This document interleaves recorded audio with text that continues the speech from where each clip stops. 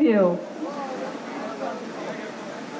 honorable members on the dais, Mr. Sachidanand and Mr. Singh. I would of course also like to thank somebody on the other side of the dais, Priyanka ji, and all of you for making it so beautiful an evening for a person like me who represents a beautiful country called Montenegro. Montenegro is former Yugoslavia, a very dear friend of India. I've been the head of mission now for over 15 years, and as a woman it's been very challenging.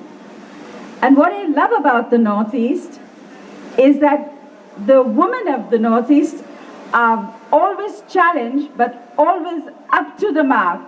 So I would like to congratulate all the women out here, because all the way down, all over the world, people look at the charm and the beauty of the Northeastern woman. In fact, I wrote a book called Srimanta Shankara Deva, the living legend of the Northeast. It was a spiritual journey for me, because when I went to Assam, and especially to the island of Majoli, in 1996, I had a very beautiful spiritual revelation. And this is when I say the soul connects. And that revelation led me to write the book Srimanta Shankara Deva, and numerous articles like Blessed on the Brahmaputra and A Spiritual Journey. And that's when, in that book also, the saint, 500 years ago, and even now more, Radhika Shanti was one of the women who he asked to lay the first brick. Now, very leading role. Of course, I'm not saying anything about the men, because the men in Meghalaya, though it is, I think, if I'm correct, it's a matrilineal system, and the men are very, very forceful young men, because I have met a number of men from Meghalaya, and they always are very, I would say, educated, and they know what it is to be a part of the matrilineal system. In fact, I would say they have helped the women to emancipate, and especially the Khasi tribe. So there are a lot of tribes in the Northeast, and I've had the opportunity of interacting with some of them, and especially when I went to Nagaland. So Priyanka, when you were talking about Nagaland, it has a very special place, because I was invited at the Longwa post. And when we flew in by helicopter at the Longwa post, it was indeed very exciting, because all the Naga people came down from the hills, and the organizer said, after a long time, somebody has come to visit Nagaland's Longwa post. And believe me, all the women out there, they said, we usually don't come for these lectures, and we don't listen to them. So I was very honored when they gave me the 21 sort of a gun salute with all the tribal people standing together. So I've seen the charm, I've seen the beauty, I've seen the love they have for India. In fact, how many of you are here from Nagaland? Can I have some hands raised? A few of you. But I have had the pleasure, and perhaps you may know and heard of Rani Gandelu. Have you heard of Rani Gandelu? She was one of the women of the freedom fighter in the Northeast, who the British was scared of. Do you know that? The British garrisons were scared of Rani Gandelu. Can somebody tell me why? Can anyone make a wild guess? Why were they scared of her? Well, let me give you the answer. They were scared of her because she knew the art to talk to snakes. And when I interviewed her, she was about 80s at that time, and she said, you know what? When they would come through the forest, we would hide ourselves, and she had these small, small snakes. And from the trees and from different areas, they would throw it on the British troops, and they would disarm them immediately because the guns would fall and they would run. Are you all familiar with this part of history? Oh dear. Well, I'm glad that I'm able to relate to you because I was that time a journalist, and when Rani Gandhi came to Delhi, she was yet under house arrest in independent India. And I raised the voice and I said, what is this? They said she is fighting for a greater Nagaland. But I said, this is not the way to treat our freedom fighters. Many things changed after that. So the Northeast is not new to me. I've gone into the past. I've come now to see the present. But I would love all of you to be related to your history, because even the Manipuri woman, I remember when they started their little revolution and the military operations were taking place, I had that beautiful role to explain to people in authority that don't do this to our Manipuri women. They sit in the bazaar and they have a way of life. It is very important for every Indian, and let me say it again, every Indian to know their own history and be proud of it. It's not that I think Delhi makes the beginning or the culture for India. You in the Northeast have given such a rich contribution. And I, as an author, a writer, a journalist, and now as the head of mission of a beautiful country called Montenegro, whenever and wherever I go, I take that book of Shankadev and I say he talked of world peace way back 500 years ago. And his way and art of life, the living style he had created was eco-friendly. And today, what are we talking of? Eco-friendly. Now, these are things you all should be very proud of, and especially the youngsters, because these things are the talk of the town today and internationally. In fact, we made the bamboo policy for the Northeast. When Mr. Suresh Prabhu was the environment minister, he said, Janice, you know the Northeast, why don't you do something? And that's when the bamboo policy got made, and we turned it into a money-minting industry for the Northeast. The policy came out, and it revolutionized the whole system of economics and trade. So that is only because the people of the Northeast are very, very hardworking and very, very honest. So this is a big compliment to the people of Northeast. And when I took the dances of the Bhorkar, today being a cultural, very beautiful cultural evening, and I was asked to grace it, it was like, I would say, God's blessing, maybe because I had to impart some knowledge, and also because the Barpeta dance is a very spiritual dance of Shankardev Satras. And I was challenged that when Bhupen Hazarika was saying that we are trying to recognize the Satriya dance, and I said it should be recognized because it's just as good as the Tillana and the classical dances of the South. And then Mr. Venkatraman, who was the president of India and also the defense minister at one time, he told me, he said, I didn't know Shankardev existed in the Northeast. I said, well, now you know. Can we do something? He said, yes, why not? He said, why don't you do the 12 skans of the Bhagavad in Rukmani Devi Kalakshetra in Chennai. And when we did the 12 skans of the Bhagavad in Chennai with the Bhartese group, and I released my book on Shankadev, believe me, we had the whole of Chennai, all the students dancing to the Satriyas the bhol, the tal and everything. It was a runaway hit. And the press went crazy and they wrote that if there was national integration, we were seeing it live. What a big compliment the dance and music and culture of the Northeast did.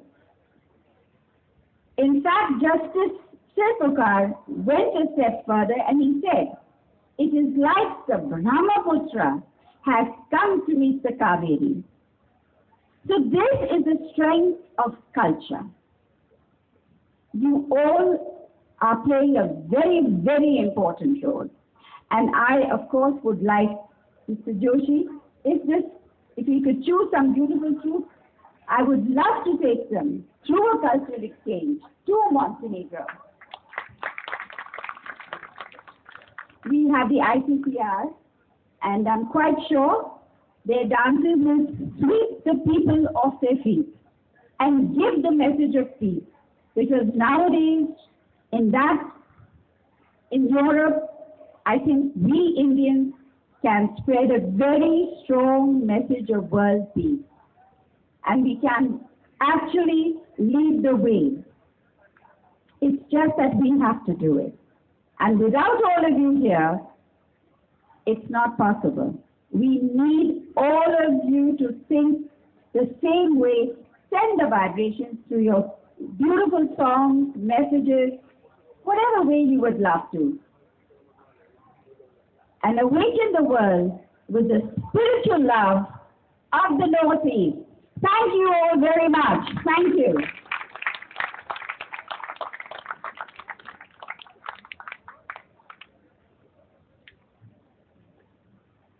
Thank you for your kind words, Your Excellency. Now may I request Professor S.V. Singh, Director, South Campus, University of Delhi, to deliver a greeting note.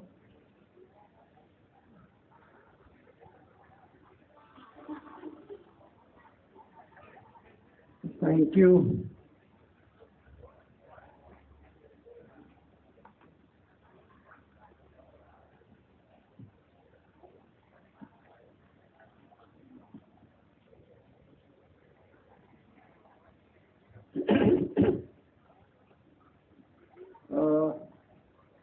Thank you,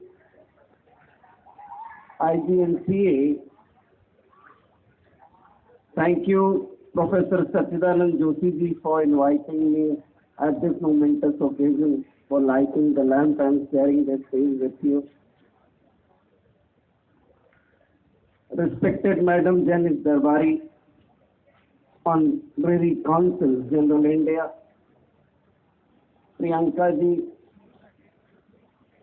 some of teammates of Pragya Pravah in Delhi, and dear friends.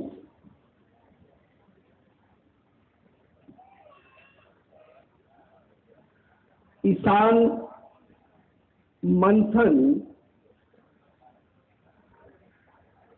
first time happened in Delhi. And I was told that IGNCA is going to make it its own annual feature. I'll compliment IGNCA and team Sachidanand Joshi ji for declaring this event as an annual event. Why it's important? Northeast, one of the important integral part of India, is no less to this part of the country. And Sachidanand Joshi ji, when I started in Delhi University my career, there were hardly few students from Northeast. But nowadays, we have ample number of students in our classes, and what we did, I teach a paper called Culture and Politics in India, and for that paper, I introduced a module consisting of regions of India, and the module was to discuss the marriage ceremony, folk, through the students only. 4 or 5 students consisting of each of the area, whether it's the Maharashtra or the Uttar Pradesh or the Bihar, or Northeast or the Bengal with Muslim students to discuss about their cultural practices, primarily the marriages all over the country.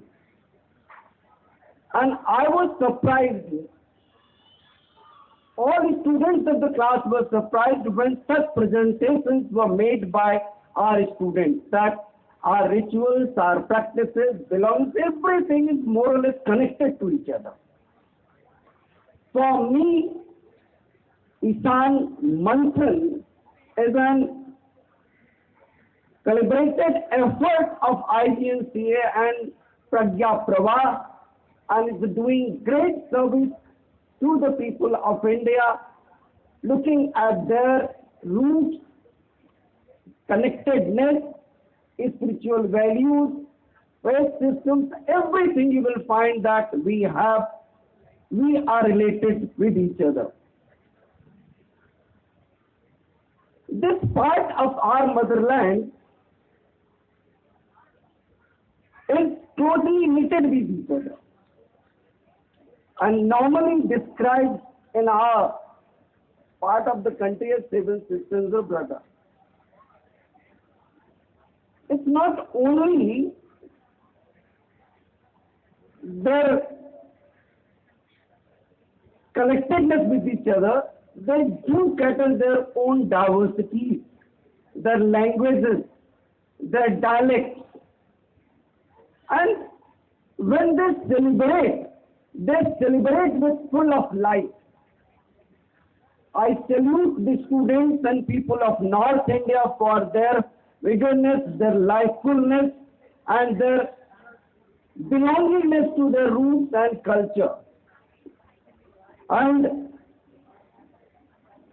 I hope that our universities are much more open, providing space to each of the students of Northeast with welcoming hands. One more thing I would like to share as academic.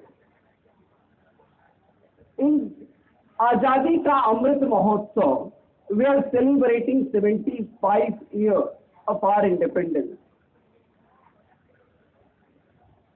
We know about few of our revolutionaries and freedom fighters. How many of us know about freedom fighters from northeastern part of India? Quit India movement story is not complete without Kanaklata Barua's sacrifice.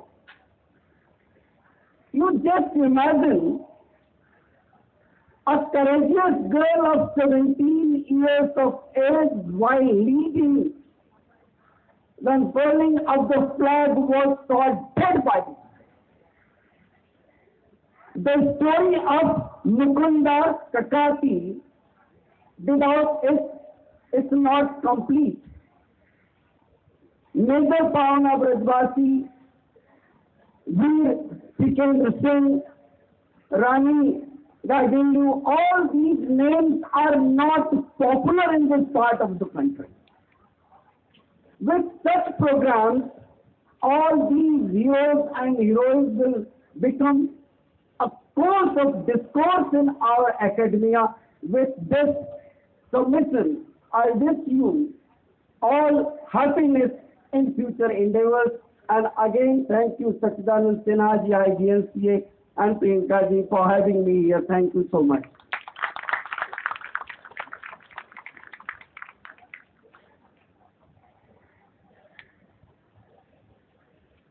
Thank you, sir, for a warm greeting. Now let us begin the cultural extravaganza by calling on stage the Delhi